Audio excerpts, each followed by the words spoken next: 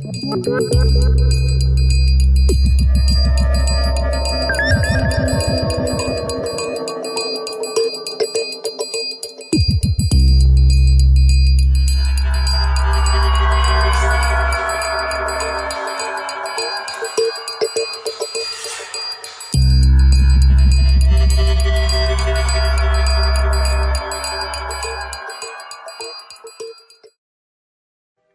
jour où François fait sa une, surprise.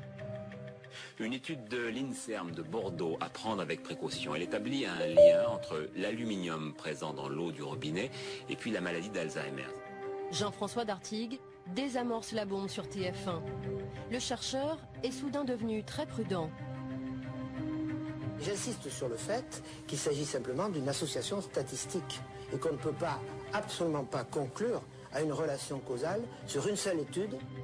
Pourquoi le scientifique a-t-il minimisé les conclusions de son étude? Le jour même, le chercheur Guy Berton était aux côtés de son collègue Jean-François Dartigues, juste avant qu'il n'accorde une interview à TF1. Selon lui, Jean-François Dartigues aurait reçu ce jour-là un coup de téléphone de Bernard Kouchner, alors secrétaire d'État à la Santé. Il a appelé Jean-François Dartigues au téléphone pour lui intimer l'ordre d'aller le soir même à TF1 démentir les propos qu'il avait tenus, qui plus est lui-même, dans l'article, dans l'interview qu'il avait eu avec le journaliste de François et qui était rapporté dans l'article de François. C'est le ministre de la Santé qui l'appelle en Absolument. Absolument. C'est ce que m'a dit Jean-François Dartigues en revenant, en disant « Monsieur Berton, je suis désolé, je ne pourrai pas assister à votre séminaire de cet après-midi parce que Kouchner me demande d'aller à la télévision ce soir à TF1, sur TF1, démentir les propos tenus par mon équipe et moi-même concernant l'aluminium. » Certaines personnes m'ont dit que vous aviez reçu un coup de fil le jour justement de cette une pour vous demander d'aller minimiser un peu votre étude devant les médias. Absolument pas. Absolument pas. Non, absolument pas. Non, ça je peux vous affirmer, absolument pas. Guy Berton dit pourtant être sûr de lui. Il affirme se souvenir très bien de son indignation.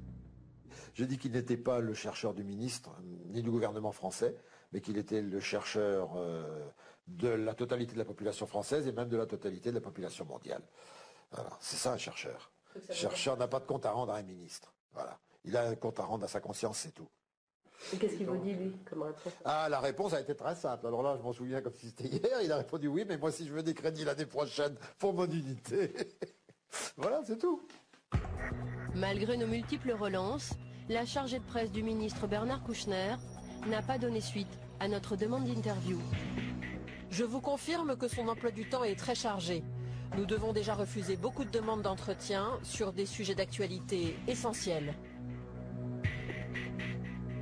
Les scientifiques vont se faire discrets, mais 2 ans plus tard, le ministère de la Santé commande tout de même une étude à l'AFSA. C'est l'organisme d'État qui veille sur la sécurité alimentaire des Français. En 2003, voici son rapport. 16 millions de Français boivent une eau traitée au sel d'aluminium. Près de 4 millions boivent même une eau qui dépasse la norme.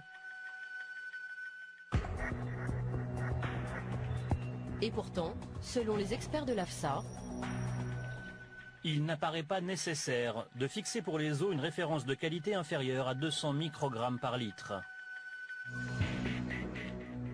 Pour l'AFSA, l'affaire est réglée, on ne touche pas à la norme. Marie Favreau est directrice des risques sanitaires dans cet organisme. Aujourd'hui encore, elle est convaincue du bien fondé de cette décision. La référence de qualité qui est de 200 mg par litre d'aluminium, pour vous, est une bonne référence est une très bonne référence. Enfin, une très bonne. Est la référence de qualité. Ouais. Et alors, qu'est-ce que vous recommandez quand on dépasse la référence de qualité en aluminium? Alors, nous recommandons rien. Effectivement. L'AFSA ne recommande rien, même quand la norme est largement dépassée, comme à Saint-Prégé-d'Allier par exemple. Attendez, je vais agrandir parce qu'il faut quand même qu'on évalue. Là, par exemple, vous voyez, c'est une commune de Haute-Loire, c'est une analyse qui date de 2009. Il trouve en aluminium 1230 microgrammes par litre. Donc on est quand même 6 fois au-delà des références de qualité. Alors est-ce que cette eau doit être consommée ou pas? Je vous redis pour la dernière fois, je veux dire peut-être encore une fois de façon à être plus claire, que le rôle de l'AFSA, c'est de fixer ces fameuses limites de qualité et de les donner aux gestionnaires. Voilà. Son rôle ne va pas plus loin et ne peut pas aller plus loin. Mais est-ce que vous avez établi des recommandations sur les dépassements? Est-ce qu'on doit consommer ou pas en fait? C'est ça la question qu'on se pose. L'attaché de presse intervient. Sophie, je pense hier, on n'aborde pas les questions de la gestion. Ça, c'est le gestionnaire. Oui, mais c'est savoir quelles recommandations on a sur les dépassements de référence de qualité, en fait. Est-ce qu'il y a des recommandations ou pas qui existent, en fait? Est-ce qu'on peut couper l'émission? On coupe l'émission. Voilà, c'est tout. Mais en fait, j'aimerais comprendre pourquoi. Moi, je vous demande... Je vous demande de couper l'émission. En 2007, 2 700 000 Français ont bu au moins une fois une eau au-dessus de la norme aluminium. Nous n'en saurons pas plus. Quelles sont les communes touchées par ces dépassements? Lors de notre enquête, nous avons trouvé quelques villes, et pas seulement des villages comme Saint-Prégé-d'Allier et Tence, où la norme officielle est ponctuellement dépassée. Montbéliard, 26 000 habitants, juste au-dessus de la norme. Saint-Chamond, 35 000 habitants, également au-dessus de la norme. Saint-Brieuc, 46 000 habitants, plus de 4 fois la norme. Saint-Nazaire, 71 000 habitants, plus de 2 fois la norme. Ou encore Saint-Étienne, 175 000 habitants, là aussi, plus de 2 fois la norme. Et pourtant, il existe une solution pour se passer d'aluminium et rendre l'eau limpide, sans aucun danger pour la santé. En France, les habitants d'une grande ville peuvent boire l'eau du robinet en toute tranquillité. Cette grande ville, c'est Paris. Depuis plus de 30 ans, la mairie a proscrit l'aluminium. C'est ici, en banlieue sud parisienne, qu'Eau de Paris traite les eaux de la Seine, distribuées au robinet des Parisiens.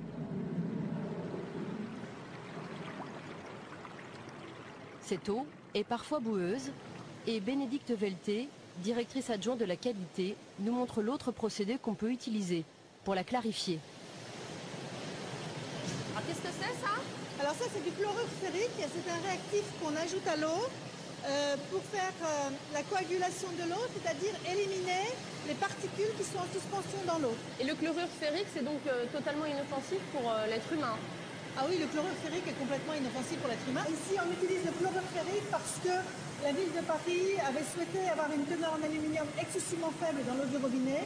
Et donc, Haute-Paris ne peut pas utiliser les sels d'aluminium afin de respecter en permanence une teneur en aluminium très très basse dans l'eau du robinet de Paris.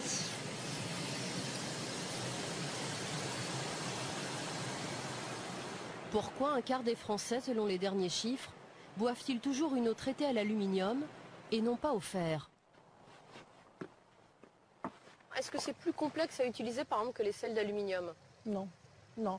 C'est pas plus complexe à utiliser, c'est simple d'utilisation. Et est-ce que c'est plus coûteux par exemple que les sels d'aluminium? Non, c'est pas plus coûteux que les sels d'aluminium. Non, non, le coût est équivalent. Pourquoi on n'a pas généralisé ce principe en France? Le problème des sels ferriques, c'est que dans certains cas, ça peut donner une petite couleur à l'eau, parce que le fer est rouge, donc ça peut donner une petite couleur à l'eau. Mais là, on parle de choses qui ne sont pas dangereuses pour la santé. Même si l'eau est un peu colorée par les chlorures ferriques, c'est pas dangereux. Non, non, c'est pas dangereux, mais c'est l'aspect esthétique que le consommateur est excessivement perturbé dès que l'eau a une couleur ou un trouble, ce qui est tout à fait logique. Hein. C'est la première perception que le consommateur ressent. Pour ne pas déplaire à leurs clients, par simple souci marketing, les distributeurs de l'eau préfèrent encore utiliser les sels d'aluminium. Du côté des grandes compagnies de l'eau, l'utilisation de ce toxique est tabou. Suez, le numéro 2 français, a refusé de s'exprimer sur ce traitement. C'est quand même un procédé qui est encore utilisé chez Suez. Oui, mais oui, c'est un procédé qui est utilisé, mais comme partout. Donc aujourd'hui, nous, on ne s'exprime pas sur ce sujet-là, quoi. Enfin, nous, aujourd'hui, on nous a dit, aucun intérêt de parler sur ce sujet, quoi. Pour nous, c'est tellement sujet. Veolia, le numéro 1 mondial, qui vend de l'eau à 24 millions de Français, a accepté de nous recevoir, mais sans connaître les informations dont nous disposons. Nous nous sommes procuré un rapport interne de l'entreprise sur la qualité de l'eau. Il date de 2003. Voici ce qu'il préconise. Gérer le risque médiatique à propos de la maladie d'Alzheimer. Ce document indique noir sur blanc que Veolia a distribué une eau qui ne respecte même pas la norme aluminium à 1 100 000 Français. Chez Veolia, Boris David a été mandaté pour nous répondre. Cet hydrogéologue est tout de suite mal à l'aise quand on prononce le mot aluminium. Les sels d'aluminium, c'est largement utilisé dans vos usines de traitement? C'est utilisé, je pense qu'on privilégie aujourd'hui plutôt les chlorures ferriques et ce type de réactif, mais c'est encore utilisé. Oui. Pourquoi on privilégie les chlorures ferriques? Bon, je sais bien où vous voulez en venir sur les problèmes des résidus d'aluminium dans l'eau, c'est ça Oui, parfois il y a des dépassements de normes. Ouais. Il me semble qu'on les utilise toujours. Maintenant, bon, on respecte les normes. Enfin, à ma connaissance, il n'y a pas de dépassement majeur en aluminium sur nos usines. Le rapport interne de Veolia démontre le contraire.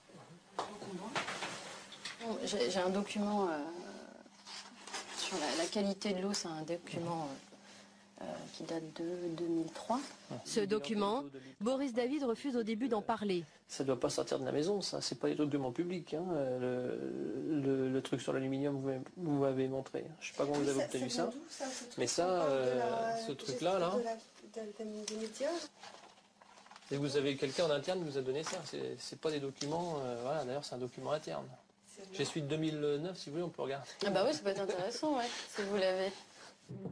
À contre-cœur, Veolia nous livre le nombre de personnes qui ont encore bu en 2009 de l'eau qui dépasse régulièrement la norme aluminium. Je ne sais pas où vous avez vu ce document-là. Hein. Enfin, moi, ça m'inquiète de savoir qu'ils sont en circulation.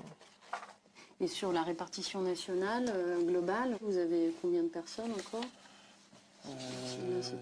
Là, on en a global 106 900.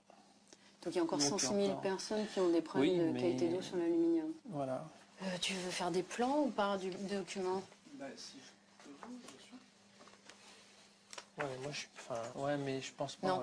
Non. Quelles sont les communes clientes de Veolia qui ont distribué cette eau régulièrement contaminée? Nous n'en saurons pas plus. Pourquoi? J'ai discuté avec eux de ça. Eux m'ont dit à l'époque, mais c'était il y a 10 ans, ça peut peut-être changé, que ça coûterait quand même nettement plus cher. Donc c'était un problème économique en fait. Il y a un problème économique derrière. Je pense que ça coûterait plus cher. Ça veut dire aussi que l'économie est passée devant la santé.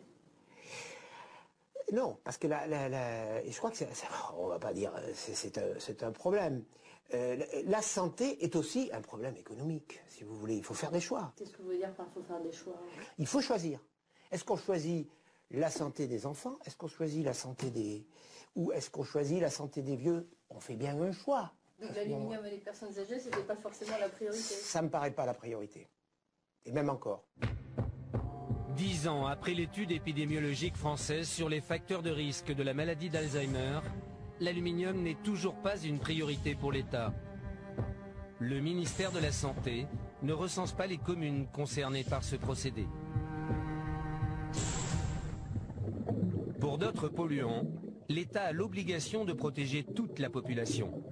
Ce sont les nitrates et les pesticides. Pour ces polluants agricoles, la réglementation est formelle. Pas question de dépasser les normes. Pourtant, 5 millions de Français ont bu en 2008, au moins une fois, des pesticides. Et les autorités le leur cachent trop souvent.